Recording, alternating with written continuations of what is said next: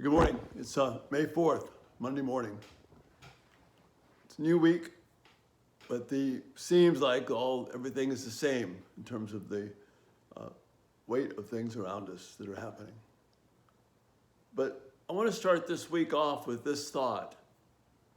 And it's going to sound very common to you, but I want you to step back with me because I need to take the same step back myself and focus on the reality of praise. Because the character, the beauty, the wonder of God demands our praise. The world, the people in it, all the physical aspects of it, the wonder that we see in nature, it's all designed for praise, to give God. And praise is just basically telling God back the wonderful things that He is and being grateful that He gives us everything that we need. The Psalms are constructed on this. Psalm 98, which you've heard me say before, I think it's tragic that it's restricted only to Christmas time. The joy of what it means to be praising God is what makes things right. Now, sin is entered into the picture, so there's much that is unpleasant in life.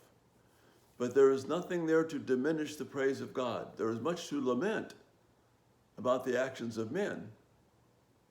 And lament is something that we need to think more about. And God gives a great deal of attention to lament. But God remains the same. It's one of our core beliefs, that God is unchangeable.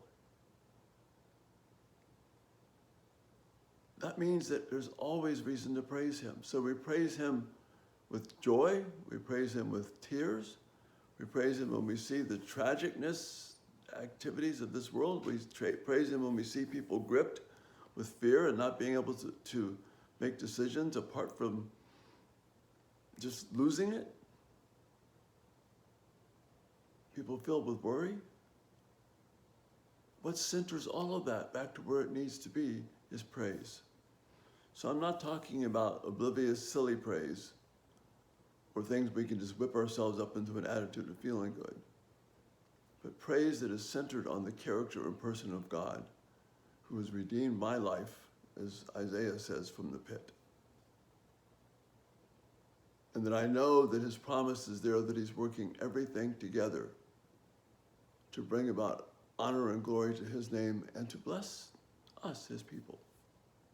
So this week, amidst all the uncertainty, all the hassles that are happening, all the just sad things that we see both in terms of our country's leadership, in terms of the deaths that are happening, the uncertainty that we have, we as God's people need to come back to this one beautiful core reality. The praise of God is what makes life make sense. May His praise be on our hearts and in our lips, through our lips. May we be people who reflect the beauty, honor, and glory of God. Give praise to His great name. That's what makes life give purpose and meaning. That's what makes sense out of everything we're seeing around us. God is worthy to be praised with all of our hearts. Think about that this day and look forward to seeing you again tonight. Lord bless. Bye-bye.